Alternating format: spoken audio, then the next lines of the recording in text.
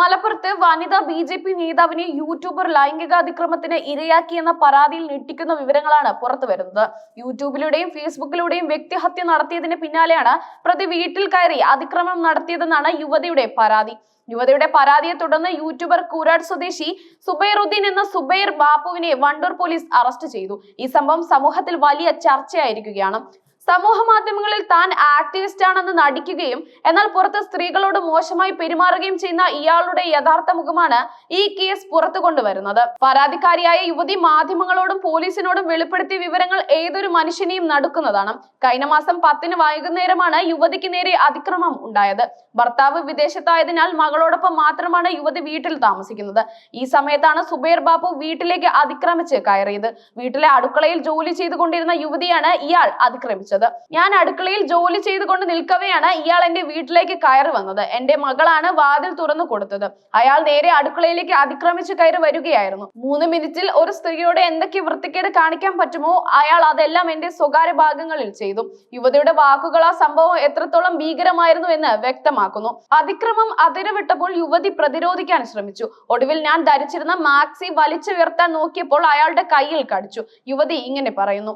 ലൈംഗികാതിക്രമം സഹിക്കവയ്യാതെ യുവതി ഉറക്കെ മോളെ വിളിച്ചതോടെയാണ് അയാൾ യുവതിയെ വിട്ടത്.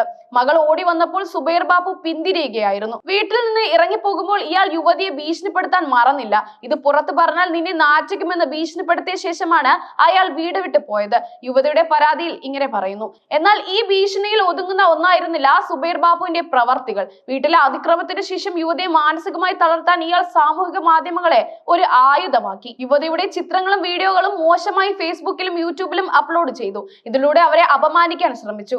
ഞാൻ ലഹരിക്കടിമയാണെന്നും കഞ്ചാവ് വിൽപ്പനക്കാരിയാണെന്നും ചിത്രീകരിച്ചാണ് ഇയാൾ കുറിപ്പുകളും വീഡിയോകളും സോഷ്യൽ മീഡിയയിൽ അപ്ലോഡ് ചെയ്തിരിക്കുന്നത്.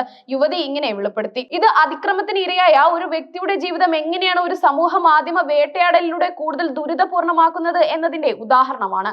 തുടർന്നും സുബൈർ ബാപ്പു യുവതിയെ നിരന്തരം ഫോണിലൂടെ വിളിച്ച് ശല്യപ്പെടുത്തിയിരുന്നതായും പരാതിയിലുണ്ട്. യുവതിയുടെ പരാതിയിൽ മറ്റൊരു ഞെട്ടിക്കുന്ന വെളിപ്പെടുത്തലുണ്ട്. ഭർത്താവ് ഗൾഫിലുള്ള പല സ്ത്രീകൾക്കും സുബൈർ ബാപ്പു ഒരു ശല്യമായി മാറിയിട്ടുണ്ടെന്ന് യുവതി പറയുന്നു. ആരും ഈ പീഡന വിവരങ്ങൾ പുറത്തു പറയാൻ മടിക്കുന്നത് കൊണ്ടാണ് ഇവർ രക്ഷപ്പെട്ടു പോകുന്നത് യുവതി ചൂണ്ടിക്കാട്ടുന്നു. ഈ പ്രസ്താവന ഈ വിഷയത്തിന്റെ ഗൗരവം വർദ്ധിപ്പിക്കുന്നു. സാമൂഹികമായ ഒറ്റപ്പെടലിനെ ഭയന്നും മാനഹാനിക്ക് സാധ്യതയുണ്ടെന്ന് കരുതിയും പല സ്ത്രീകളും ഇത്തരം അതിക്രമങ്ങൾ പുറത്തു പറയാൻ ധൈര്യപ്പെടാറില്ല. ഈ ഭയം മുതലെടുത്താണ് സുബൈർ ബാപ്പുവിനെ പോലുള്ളവർ തങ്ങളുടെ അതിക്രമങ്ങൾ തുടരുന്നത്. സമൂഹ മാധ്യമങ്ങളിൽ സദാചാര പ്രസംഗങ്ങളും മറ്റും നടത്തി കയ്യടി നേടുന്ന ചില യൂട്യൂബർമാർക്ക് പിന്നിൽ ഇത്തരം വൃത്തികെട്ട മുഖങ്ങൾ ഉണ്ടാവാം എന്നുള്ള മുന്നറിയിപ്പ് കൂടിയാണ് ഈ സംഭവം നൽകുന്നത്. യുവതിയുടെ പരാതിയെ തുടർന്ന് വണ്ടൂർ പോലീസ് സുബൈറുദ്ദീൻ എന്ന സുബൈർ ബാപ്പുവിനെതിരായി കേസെടുത്തു. വീട്ടിൽ അതിക്രമിച്ചു കയറി ലൈംഗികാതിക്രമം നടത്തിയതിനും ഫോണിലൂടെ നിരന്തരം ശല്യം ചെയ്തതിനും ഓൺലൈനിലൂടെ അപമാനിക്കാൻ ശ്രമിച്ചതിനും ഇയാൾക്കെതിരെ പോലീസ് കേസെടുത്തിട്ടുണ്ട്. പോലീസിന്റെ കൃത്യസമയത്തുള്ള ഇടപെടൽ വലിയൊരു ദുരന്തം ഒഴിവാക്കി എന്ന് വേണം കരുതാൻ.